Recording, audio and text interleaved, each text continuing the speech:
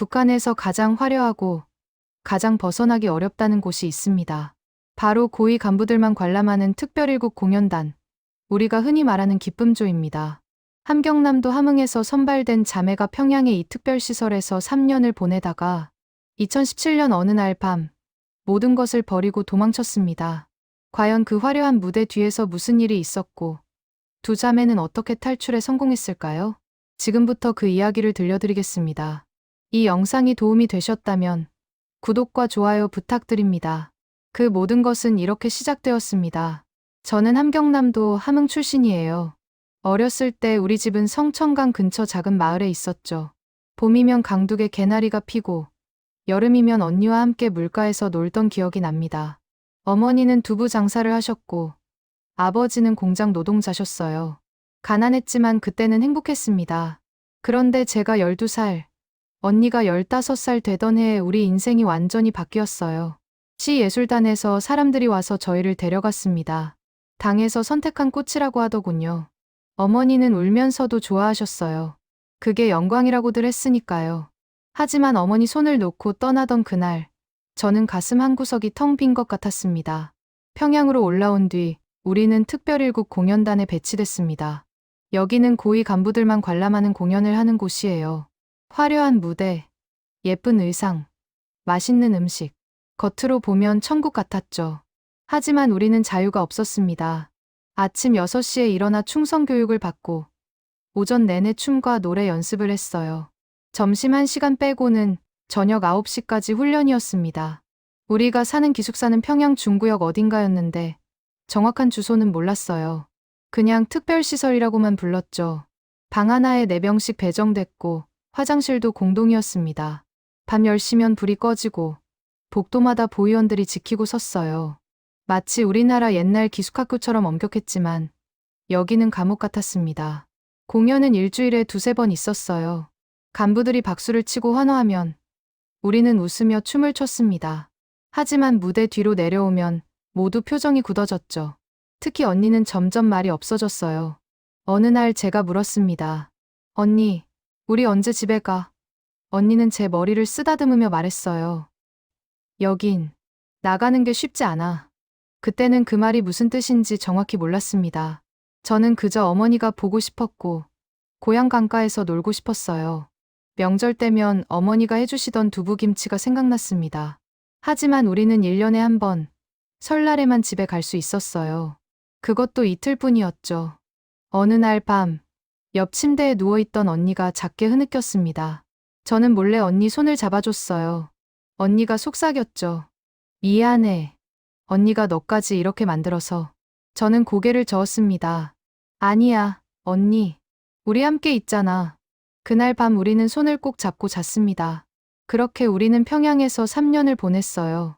화려한 무대 위의 꽃이었지만 우리 영혼은 점점 시들어갔습니다. 그리고 그 시절 저는 아직 몰랐어요. 이 모든 게 얼마나 더 끔찍한 일의 시작이었는지를요. 그날은 2017년 6월 초였습니다.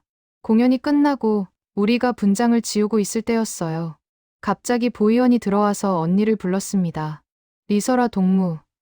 지금 당장 따라오시오. 차가운 목소리였죠. 언니는 저를 한번 보고는 아무 말 없이 따라갔어요. 그때 언니 얼굴이 새하얗게 질렸던 게 기억납니다. 다음 날 아침, 언니는 기숙사에 없었어요. 저는 선생님께 물어봤죠. 우리 언니는요? 선생님은 짧게 대답했습니다. 특별 교육 받는 중이야. 너는 신경 쓰지 말고. 그 말투가 뭔가 이상했어요. 마치 더 이상 묻지 말라는 경고 같았죠. 언니는 사흘 동안 돌아오지 않았습니다. 저는 밤마다 언니 침대를 보며 잠을 설쳤어요. 같은 방을 쓰던 다른 언니들도 말이 없었어요. 모두 다 알고 있는 것 같았지만 아무도 입을 열지 않았습니다. 나중에 알았지만 여기서는 입 밖에 내면 안 되는 일들이 많았어요. 사흘째 되던 밤 11시쯤 언니가 돌아왔습니다. 복도에서 발소리가 들리길래 문을 열었는데 언니였어요. 하지만 그 언니는 제가 아는 언니가 아니었습니다. 눈이 붉게 충혈되어 있었고 입술은 계속 떨리고 있었어요. 옷은 제대로 입지도 못한 채 비틀거렸죠. 저는 언니를 부축해서 침대에 눕혔습니다. 언니, 무슨 일 있었어? 어디 아파? 언니는 대답하지 않고 이불을 뒤집어 쓴 채 몸을 떨었어요. 저는 겁이 났지만 언니 곁을 떠나지 않았습니다. 그날 밤 언니는 악몽을 꾸는지 계속 신음하며 잠꼬대를 했어요. 이틀 정도 지나서 언니가 조금 정신을 차렸습니다. 하지만 예전에 밝던 언니는 없었어요. 말도 거의 하지 않고 밥도 거의 안 먹었죠. 그러던 어느 날 밤, 언니가 제 손을 꼭 잡았습니다. 그리고 작은 목소리로 말했어요. 설아야, 우리 여기서 나가야 돼. 저는 깜짝 놀랐습니다. 언니, 무슨 소리야? 여기서 나간다는 게. 언니가 제 입을 막았어요. 조용히 해. 들리면 안 돼. 그리고 언니는 제 귀에 대고 속삭였습니다. 언니가 이번에 당한 일, 너한테는 절대 그런 일 있으면 안 돼.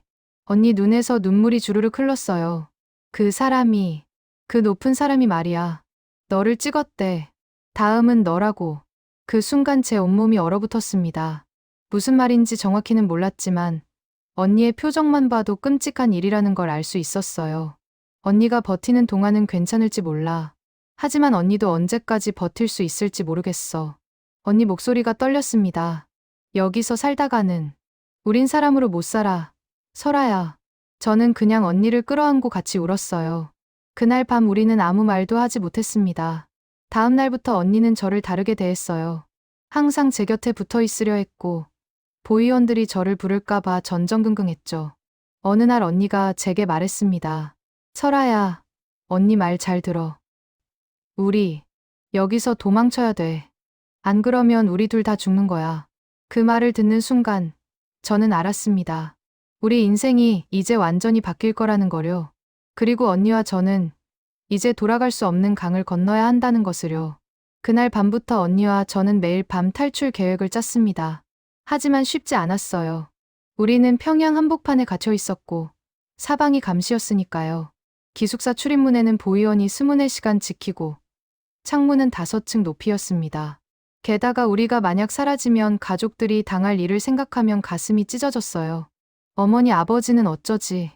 제가 울먹이자 언니가 제 손을 꼭 잡았습니다. 설아야, 우리가 여기 있으면 부모님도 결국은 고통받아. 우리가 망가지는 걸 보시는 게 더 고통스러우실 거야. 언니 말이 맞았어요. 어머니는 설날에 우리를 보실 때마다 우리 딸들 얼굴이 왜 이리 어둡노? 라고 걱정하셨거든요. 우리는 일단 정보를 모으기 시작했습니다. 공연단 차량 운행 시간, 보위원 교대 시간, 건물 뒷문 위치. 언니는 청소 당번을 자원해서 건물 구석구석을 살폈어요. 저는 다른 단원들과 이야기하면서 중국 국경 쪽 정보를 조금씩 모았죠. 위험한 일이었지만 우리한테는 다른 방법이 없었습니다.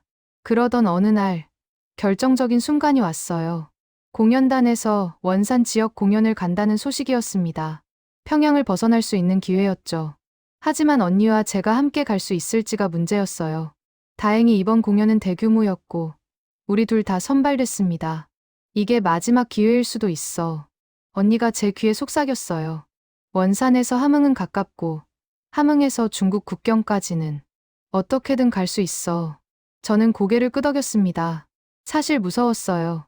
들키면 우리뿐 아니라 가족들도 정치범 수용소로 갈 거라는 걸 알았으니까요. 출발 전날 밤, 우리는 침대에 나란히 누워 마지막으로 속삭였습니다. 설아야, 내일부터는 서로 눈치만 보고 행동하자. 말로 하면 안 돼. 알았어, 언니. 그리고 만약에 언니가 잡히면 너라도 도망쳐. 저는 고개를 세차게 저었어요. 싫어. 우리 둘이 함께 가는 거야. 언니가 제 머리를 쓰다듬었습니다. 그래. 우리 함께 가자. 어디든지 함께. 그날 밤 우리는 부모님 생각을 했어요. 함흥집, 성천강, 어머니가 만들어주시던 감자떡. 이제 다시는 못 볼 수도 있다는 생각에 눈물이 났습니다. 다음 날 아침, 우리는 평소처럼 웃으며 버스에 올랐어요. 다른 단원들도 있었고 보위원 2명도 함께였죠. 버스가 평양을 벗어나는 걸 보면서 저는 창밖을 바라봤습니다. 대동강이 흘러가고 저 멀리 산들이 보였어요. 저 산 너머에 우리 고향이 있고 더 멀리는 자유가 있다고 생각했습니다. 원산에 도착한 날 우리는 공연 리허설을 했어요. 하지만 머릿속으로는 계속 탈출 경로를 그렸죠. 원산항에서 동해안 따라 북쪽으로 가면 함흥, 함흥에서 계속 북쪽으로 가면 국경. 문제는 검문소와 여행 증명서였습니다. 공연 이틀째 밤. 기회가 왔어요. 공연이 끝나고 단원들이 저녁을 먹을 때였습니다. 언니가 화장실 간다고 나갔고 저도 뒤따라 나갔어요. 복도에서 언니를 만났는데 언니가 작게 고개를 끄덕였습니다. 지금이야 라는 신호였죠. 우리는 비상계단으로 조용히 내려갔어요. 심장이 터질 것 같았습니다. 계단을 내려가면서 저는 생각했어요. 이제 정말 돌아갈 수 없구나. 우리는 이제 반역자가 되는 거구나. 하지만 멈출 수 없었습니다. 언니 손을 꼭 잡고 우리는 어둠 속으로 걸어 들어갔습니다. 건물 뒤편에는 물자 창고가 있었어요. 언니가 며칠 전 청소하면서 확인해 둔 곳이었죠. 우리는 창고 뒤편 담장을 넘었습니다. 담장은 생각보다 높았고 뛰어내릴 때 발목이 삐끗했어요. 하지만 아픈 것도 잊고 달렸습니다. 원산거리는 어두웠어요. 가로등도 몇 개 없었고 사람들도 별로 없었죠. 우리는 어둠을 타고 동해안 쪽으로 걸었습니다. 옷은 공연복 위에 검은색 겉옷만 걸쳤고 신발은 운동화였어요. 돈은 언니가 몇 년 동안 모아둔 위안화 1,000원 정도가 전부였습니다. 일단 함흥까지 가자. 거기서 트럭을 얻어 타든지 해야 해. 언니가 숨을 헐떡이며 말했어요. 저는 고개를 끄덕이고 언니를 따라갔죠. 밤새 걸어서 함흥 외곽까지 왔습니다. 발에 물집이 잡히고 배는 고팠지만 멈출 수 없었어요. 함흥에 도착했을 때 새벽이었습니다. 우리는 시장 근처에서 잠깐 숨을 돌렸어요. 아침이 되면 사람들이 나올 테고 그러면 우리를 알아볼 수도 있었죠. 언니, 우리 이제 어떡해? 일단 트럭 기사 아저씨를 찾아야 해. 매물 주고 국경까지 데려다 달라고. 마침 시장에 물건 실으러 온 트럭이 한 대 있었어요. 언니가 용기를 내서 기사 아저씨에게 다가갔습니다. 아저씨, 해산 쪽으로 가시나요? 기사 아저씨는 우리를 위아래로 훑어봤어요. 너희들 뭐 하는 애들이냐?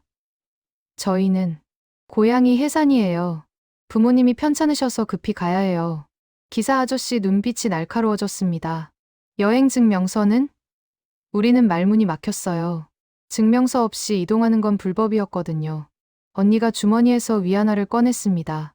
아저씨, 저희 사정이 있어요. 이거라도 받아주시고 좀 도와주세요. 기사 아저씨는 한참을 우리를 바라보더니 한숨을 쉬었어요. 에잇, 내 팔자야. 올라타라. 근데 검문소에서는 짐 뒤에 숨어 있어야 한다. 우리는 고개를 숙여 감사하다고 했습니다. 트럭 짐칸에는 쌀가마니가 실려 있었고 우리는 그 틈에 몸을 숨겼어요. 트럭이 출발했습니다. 덜컹거리는 차체, 먼지, 추위. 하지만 우리는 참았어요. 한참을 가다가 트럭이 멈췄습니다. 검문소였어요. 보안원 목소리가 들렸죠. 어디 가시오? 해상 가요. 쌀 배달이요. 뒤 좀 봅시다. 심장이 멈출 것 같았습니다. 언니가 제 손을 꼭 잡았어요. 짐칸 덮개가 열리는 소리, 보안원이 쌀가마니를 쿡쿡 찌르는 소리. 저는 숨도 못 쉬고 있었어요. 됐소. 가시오. 다시 트럭이 움직였습니다. 저는 그제야 숨을 크게 내쉬었죠. 해상까지는 하루가 걸렸습니다.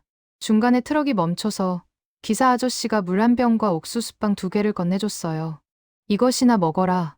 그리고 조심해. 해산은 감시가 심하니까. 우리는 다시 한번 감사 인사를 했습니다.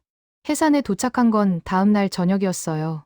트럭에서 내린 우리는 압록강 쪽으로 걸어갔습니다. 강이 보이는 순간 저는 몸이 떨렸어요. 저 강만 건너면 중국이고 자유에 한 걸음 더 가까워지는 거였죠. 하지만 강에는 철조망이 있었고 순찰대가 돌고 있었어요. 우리는 어둠 속에서 순찰대 동선을 관찰했습니다. 저기, 저 철조망 밑에 틈이 보여. 물이 얕은 곳이야. 언니가 속삭였어요. 우리는 순찰대가 지나가기를 기다렸다가 재빨리 철조망 아래로 기어들어갔습니다. 물은 차가웠어요. 한겨울은 아니었지만 6월 밤 강물은 뼛속까지 시렸습니다. 우리는 서로 손을 잡고 강을 건넜어요. 미끄러운 돌, 깊어지는 물, 어디선가 들리는 게 짖는 소리. 조금만 더, 설아야. 조금만 더. 언니 목소리가 떨렸습니다. 드디어 반대편 강둑에 닿았을 때 우리는 탈진해서 쓰러졌어요. 옷은 흠뻑 젖었고 온몸이 떨렸죠. 하지만 우리는 해냈어요. 북한을 벗어난 겁니다. 언니와 저는 서로 끌어안고 울었습니다. 우리 해냈어. 설아야. 응, 언니. 우리 해냈어. 하지만 기쁨도 잠시, 우리는 알았어요. 이제 시작일 뿐이라는 거려. 중국에서도 우리는 불법 체류자였고, 언제 잡혀서 다시 북한으로 넘겨질지 모르는 상황이었습니다. 중국 땅을 밟은 우리는 일단 마을에서 멀리 떨어진 산속으로 숨었어요. 옷이 젖어서 추웠지만 불을 피울 수도 없었죠. 혹시 누가 볼까 봐요. 우리는 서로 껴안고 떨면서 아침을 기다렸습니다. 해가 뜨고 나서 우리는 조심스럽게 마을 쪽으로 내려갔어요. 간판들이 한글이 아닌 한자로 쓰여 있는 걸 보니 실감이 났습니다. 여기는 정말 중국이구나. 우리는 조선족이 많이 산다는 지역을 찾아야 했어요. 그들만이 우리를 도와줄 수 있으니까요. 마을 입구에서 한 아주머니를 만났습니다. 우리는 조심스럽게 다가가서 조선말로 물었어요. 아주머니, 혹시 조선족 분들이 사는 동네가 어딘지 아세요? 아주머니는 우리를 빤히 쳐다봤습니다.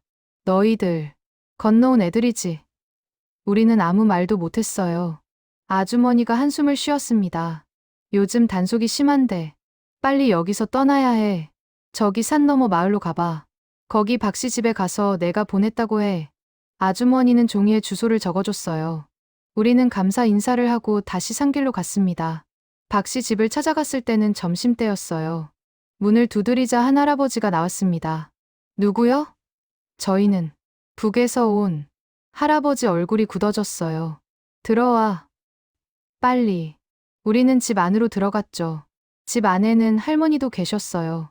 할머니는 우리를 보자마자 눈물을 흘렸습니다. 아이고, 이 어린 것들이 얼마나 고생했을꼬. 할머니는 따뜻한 국밥을 끓여주셨어요. 며칠 만에 먹는 제대로 된 밥이었죠. 저는 너무 맛있어서 눈물이 났습니다. 너희들 이제 어쩔 거냐? 중국에 계속 있을 거냐? 할아버지가 물었어요. 언니가 대답했습니다. 저희는 한국에 가고 싶어요. 할아버지가 고개를 끄덕였죠. 그래야지. 여기 있으면 언젠가 잡혀. 내가 아는 사람한테 연락해 볼게. 그날부터 우리는 박씨네 집 창고에 숨어 지냈어요. 낮에는 절대 밖에 나가면 안 됐습니다. 공안이 수시로 단속을 한다고 했거든요. 밤에만 잠깐 마당에 나가서 별을 봤죠. 북한에서 보던 그 별들이었지만 이제는 다른 의미였어요.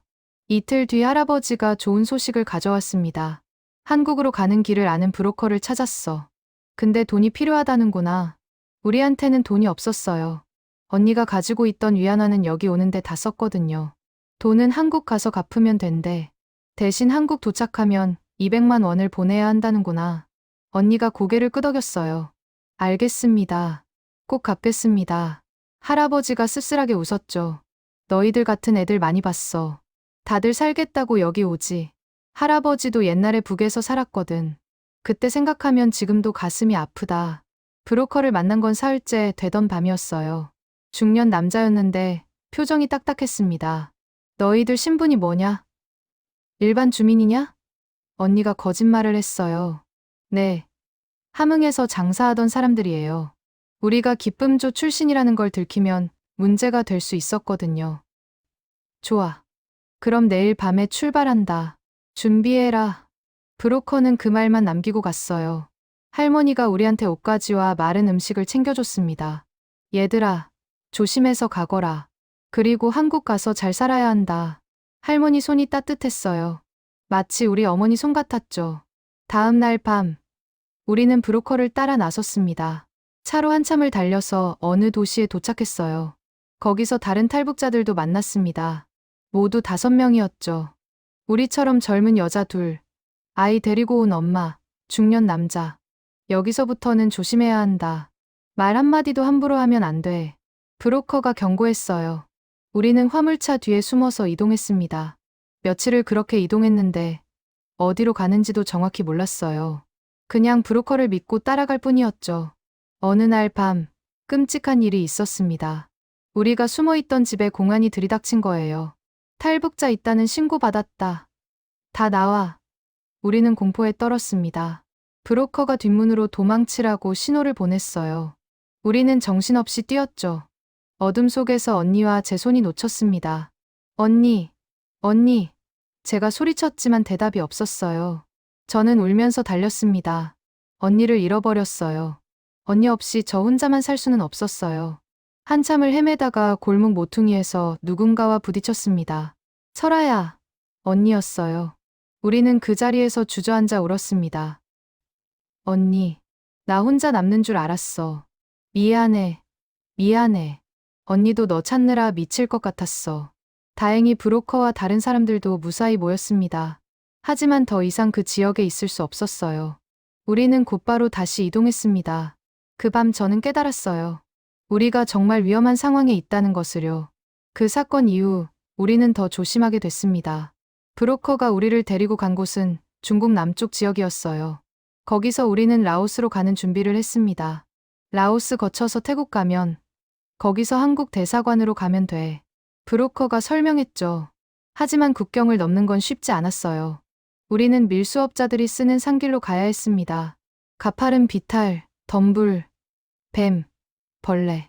도시에서만 살던 우리한테는 지옥 같은 길이었어요. 언니가 넘어져서 무릎이 까졌는데 치료도 제대로 못하고 계속 걸어야 했죠. 사흘을 걸어서 드디어 라오스에 들어갔습니다. 하지만 거기서도 안전하지 않았어요. 라오스 경찰도 돈을 받고 탈북자를 북한으로 돌려보낸다는 소문이 있었거든요. 우리는 계속 숨어서 이동했습니다. 어느 날 브로커가 충격적인 말을 했어요. 너희들 신분이 들통났어. 기쁨조 출신이라는 게 알려졌어. 우리는 얼어붙었습니다. 어떻게 알았을까요? 북한에서 추적팀을 보냈다는구나. 너희들 몸값이 엄청 높대. 그러니까 조심해야 해. 그날 밤 언니가 제게 말했습니다. 설아야, 만약에 언니가 잡히면 너라도 도망쳐야 해. 저는 고개를 세차게 저었어요. 싫어. 우리 함께 가기로 했잖아. 설아야, 제발. 너라도 살아야 해. 저는 언니를 꼭 안았습니다. 언니, 우리 둘 다 살 거야. 꼭 한국 가서 자유롭게 살 거야. 약속해. 언니도 저를 안아줬어요. 그래. 우리 함께 가자. 끝까지 함께. 며칠 후 우리는 태국 국경 근처까지 왔습니다. 하지만 거기서 문제가 생겼어요. 브로커가 갑자기 돈을 더 달라는 거예요. 위험도가 높아졌으니까 추가 비용이 필요하다. 우리는 어이가 없었지만 어쩔 도리가 없었어요. 한국 가서 더 갚을게요. 제발 도와주세요. 언니가 애원했습니다. 브로커가 한참을 고민하더니 결국 고개를 끄덕였어요. 좋아. 근데 이번이 마지막이다. 더 이상은 못 도와줘. 태국에 들어간 건 거의 한 달 만이었습니다. 북한에서 도망친 지 50일쯤 됐을까요? 우리는 방콕의 한 작은 집에 숨었어요. 거기는 탈북자들이 임시로 머무는 곳이었습니다. 이제 한국 대사관에 연락하면 돼. 그러면 보호받을 수 있어. 브로커가 전화번호를 알려줬어요. 언니가 떨리는 손으로 전화를 걸었습니다. 여보세요. 저희는 북한에서 온. 도와주세요. 전화를 받은 사람은 침착한 목소리로 대답했어요. 네. 위치를 알려주세요. 보호하러 가겠습니다. 그 말을 듣는 순간 저는 그동안 참았던 눈물이 쏟아졌습니다. 드디어 안전해질 수 있는 거구나. 다음 날 한국 대사관 직원이 우리를 데리러 왔어요. 정장을 입은 남자 2명이었는데 너무 반가웠습니다. 고생 많으셨어요. 이제 안전해요. 그 말 한마디에 저는 주저앉아서 울었습니다. 대사관으로 가는 차 안에서 언니와 저는 손을 꼭 잡았어요. 창밖으로 방콕 거리가 지나갔습니다. 높은 건물들, 많은 자동차들, 밝은 불빛들. 우리가 상상했던 자유의 세계였죠. 대사관에 도착해서 우리는 간단한 조사를 받았습니다. 어디서 왔는지, 왜 탈북했는지, 어떻게 왔는지. 언니가 모든 걸 솔직하게 이야기했어요. 기쁨조 생활, 고위 간부의 일, 탈출, 중국에서의 도피. 직원들도 놀란 표정이었습니다. 정말 고생 많으셨네요. 이제 한국으로 갈 수 있어요. 그 말을 듣는 순간 언니와 저는 서로를 바라보며 울었습니다. 우리 해냈어요. 72시간의 도망, 한 달의 도피. 그 모든 공포와 두려움을 이겨낸 거예요. 그날 밤 우리는 대사관 숙소에서 편히 잤습니다. 침대도 있고 깨끗한 이불도 있었어요. 언니가 제 손을 잡으며 말했습니다. 설아야, 우리 정말 살아남았어. 응, 언니, 우리 함께 살아남았어. 그날 밤 우리는 평화롭게 잠들었습니다. 일주일 후 우리는 비행기를 탔습니다. 태국에서 한국으로 가는 비행기. 저는 처음 타보는 비행기였어요. 이륙할 때 귀가 먹먹하고 무서웠지만 창밖으로 보이는 구름이 너무 아름다웠습니다. 비행기가 한국 땅에 닿았을 때 저는 울컥했어요. 여기가 바로 대한민국. 우리가 그렇게 오고 싶었던 곳. 같은 말을 쓰고 같은 민족이 사는 곳. 언니도 눈물을 흘리고 있었습니다. 공항에서 나오자 국정원 직원들이 기다리고 있었어요. 환영합니다. 이제부터 조사 과정이 있을 거예요. 걱정하지 마세요. 우리는 차를 타고 어딘가로 갔습니다. 나중에 알았지만 거기는 탈북자들이 조사받는 시설이었어요. 조사는 길었습니다. 우리가 정말 탈북자가 맞는지, 간첩은 아닌지 확인해야 했대요. 매일 질문을 받았어요. 북한 생활, 탈북 경로, 아는 사람들. 처음에는 무서웠지만 조사관들이 친절해서 조금씩 마음을 열었습니다. 어느 날 조사관 한 분이 말했어요. 두 분 정말 대단해요. 기쁨조에서 탈출하는 건 거의 불가능한 일인데. 그 말을 듣고 저는 처음으로 우리가 한 일의 의미를 깨달았습니다. 우리는 불가능을 가능하게 만든 거였어요. 조사가 끝나고 우리는 하나원으로 갔습니다. 하나원은 탈북자들이 한국 생활을 준비하는 곳이에요. 거기서 우리는 많은 걸 배웠어요. 한국 말투, 은행 사용법, 취업 준비, 심지어 지하철 타는 법까지. 처음 편의점에 갔을 때 충격을 받았어요. 24시간 열어 있다는 것도 신기했고 물건이 그렇게 많다는 것도 놀라웠죠. 라면만 해도 수십 종류였어요. 북한에서는 쌀 한 줌 구하기도 힘들었는데 여기는 천국 같았습니다. 마트에 처음 갔을 때는 정말 울었어요. 고기, 채소, 과일, 과자가 산처럼 쌓여 있었죠. 언니와 저는 계속 이게 다 진짜야? 다 살 수 있는 거야? 라고 물었습니다. 선생님이 웃으시며 네, 다 사실이에요 라고 하셨어요. 하나원에서 다른 탈북자들도 만났습니다. 모두 각자의 사연이 있었어요. 아이를 위해 왔다는 엄마, 장사하다 걸려서 도망쳤다는 아주머니, 군인이었다가 탈출한 아저씨. 우리는 서로의 이야기를 들으며 위로받았습니다. 하지만 힘든 순간도 많았어요. 밤마다 악몽을 꿨어요. 보이연한테 쫓기는 꿈, 언니를 잃어버리는 꿈, 다시 북한으로 끌려가는 꿈. 깨면 온몸이 땀으로 젖어 있었죠. 언니도 마찬가지였어요. 심리상담 선생님이 말씀하셨어요. 트라우마는 시간이 필요해요. 천천히 치유되니까 조급해하지 마세요. 그 말을 듣고 조금 마음이 편해졌습니다. 우리만 이상한 게 아니라는 걸 알게 됐으니까요. 하나원에서 석 달을 보내고 우리는 사회로 나왔습니다. 정부에서 집도 지원해주고 정착금도 받았어요. 처음으로 우리만의 집이 생긴 겁니다. 작은 원룸이었지만 우리한테는 궁전 같았어요. 첫날 밤 언니와 저는 방바닥에 앉아서 울었습니다. 우리 정말 자유야. 설아야. 응, 언니. 이제 우리 누구 눈치도 안 보고 살 수 있어. 그날 밤 우리는 창문을 활짝 열고 서울 야경을 봤어요. 수많은 불빛들이 반짝였습니다. 언니가 제 손을 잡으며 말했어요. 설아야, 우리 이제 뭐 하고 싶어? 저는 한참을 생각하다가 대답했습니다. 언니, 나는 그냥 평범하게 살고 싶어. 아침에 일어나서 밥 먹고, 일하고, 저녁에 집에 와서 쉬고. 그런 평범한 삶이 좋아. 언니가 웃었어요. 그래, 평범한 게 제일 어려운 거더라. 우리 그렇게 살자. 그 순간 저는 알았습니다. 우리가 여기까지 온 이유를요. 바로 이 평범한 자유를 위해서였다는 것을요. 한국에 온 지 2년이 지났습니다. 그동안 많은 일이 있었어요. 언니는 여성보호시설에서 상담사 교육을 받고 있고, 저는 미용학원을 다니며 메이크업을 배우고 있습니다. 우리 둘 다 새로운 꿈을 찾았어요. 처음에는 한국 생활이 어려웠습니다. 말투가 달라서 사람들이 저를 이상하게 봤어요. 너 어디서 왔어? 라고 물으면 어떻게 대답해야 할지 몰랐죠. 처음에는 함흥에서 왔어요 라고 했다가 나중에는 그냥 솔직하게 북한에서 왔어요 라고 말했습니다. 신기하게도 사람들이 따뜻했어요. 어떤 분은 고생 많았겠다며 밥을 사주셨고 어떤 분은 용감하다며 응원해 주셨죠. 물론 차별하는 사람도 있었지만 대부분은 친절했습니다. 음식 차이도 컸어요. 한국 음식이 훨씬 달고 자극적이었어요. 처음 치킨을 먹었을 때 이게 진짜 닭이야?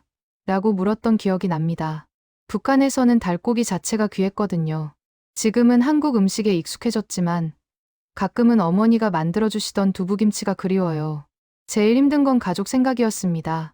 어머니, 아버지가 지금 어떻게 지내실까? 우리가 도망쳤다는 걸 아시고 얼마나 놀라셨을까? 혹시 처벌받으신 건 아닐까? 밤마다 그 생각에 잠을 못 이뤘어요. 언니도 마찬가지였습니다. 어느 날 언니가 울면서 말했어요. 설아야, 우리가 이기적인 거 아닐까? 우리 살겠다고 부모님을 버린 거 아닐까? 저는 언니를 안아주며 말했습니다. 아니야, 언니. 우리가 여기서 잘 살아야 부모님도 마음이 편하실 거야.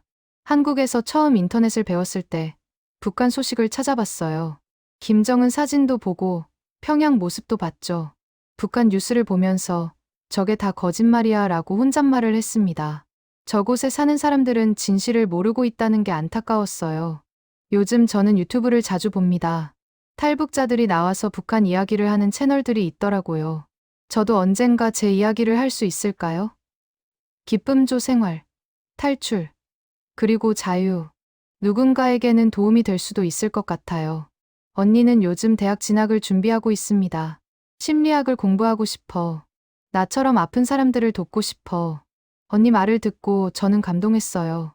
그렇게 끔찍한 일을 겪고도 다른 사람을 돕겠다는 언니가 자랑스러웠습니다. 저는 미용사가 되려고 합니다. 사람들을 예쁘게 만들어주는 일이 좋아요. 북한에서는 예쁘게 꾸미는 것도 죄였지만 여기서는 자유예요. 제가 화장해 드린 손님들이 기뻐하는 모습을 보면 뿌듯합니다. 가끔 서울 거리를 걷다가 멈춰 서서 생각해요.